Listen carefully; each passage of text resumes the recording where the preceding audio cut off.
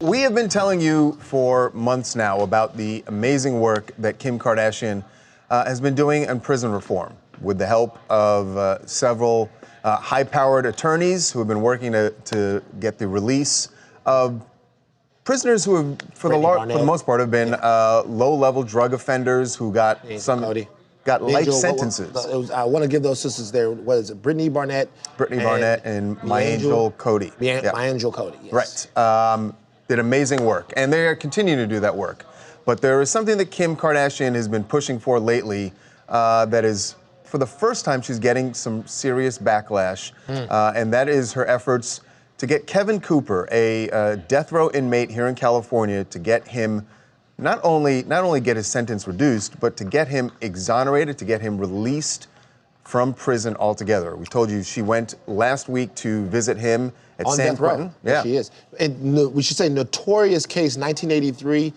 He was convicted of killing 4 people in Chino Hills. We talked about this grisly murder scene. Yes, with a hatchet. Well, now we spoke to the mother of one of the victims, an 11-year-old boy named Christopher Hughes, who was sleeping over at his neighbor's house when Cooper went in and killed the mother, the father, their daughter, and the friend, Christopher, who was sleeping over that night. So we spoke to Marianne Hughes, and she says that Kim is ill-informed on this case and that she believes that Kim has not read enough of the evidence because Kim, this was not a case where Kim just said, look, I think that Kevin Cooper should get DNA testing, and if it comes back that shows that he was not the person in that house that night, he should be released. She says, I believe he is innocent. I believe that the DNA testing, I hope that the DNA testing will show that and he will be exonerated. So she's gone out on a limb for him, definitely. Charles, she has been really careful in this stuff too, and it is interesting because all these cases before have been nonviolent crimes or drug offenses where someone said, yep, I did that, they were sentenced, and the sentence was just way too long. This is the first one where there's not only human lives at stake, but also surviving family members of those victims to weigh in on it too. Yeah, this is the first time that the battle is really about guilt or innocence. Right. And, what Marianne Hughes told us, she said that she believes that Cooper's attorneys are using Kim for her reality show status because they can't use the truth to try to help Kevin Cooper. The truth only condemns him.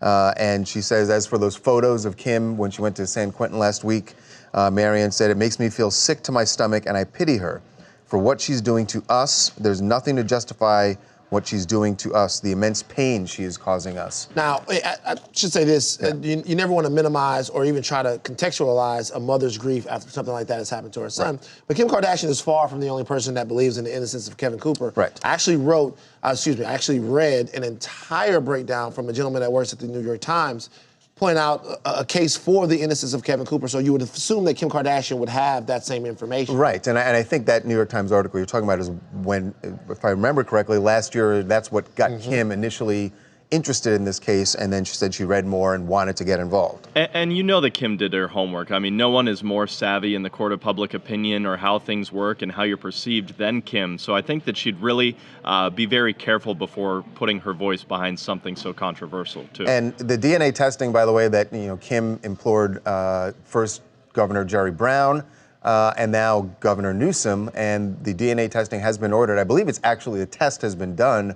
They are waiting for the results to come back, and then we will find out. But, this is, as we said, is a very different mission that Kim is on from what she's doing before. And it's just interesting that for the first time, she's getting some pushback. Yeah. Hi, my name's Brianna. I'm from Kirkland Lake, Ontario, and I currently reside in Sudbury, Ontario. So my view on this is I think Kim Kardashian is doing the right thing. She currently has a great reputation so far in the legal field. She's freed approximately 17 inmates, and I can't see her pursuing a case that she doesn't feel the person is innocent, especially a case involving a family. She clearly has a legal team behind her and an ample amount of finances to obtain all the evidence she would need in this case.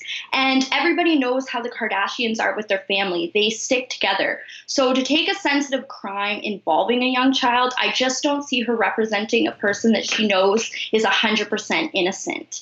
And I do understand the victim's mother. I mean, the best thing that she can do is just be completely informed on the reasons why she would believe that Mr. Cooper didn't do this. I mean, she's not going to be able to retry it, but as long as she's done the work and she truly has a foundation of that, that's all you can ask for, Kim. Yeah.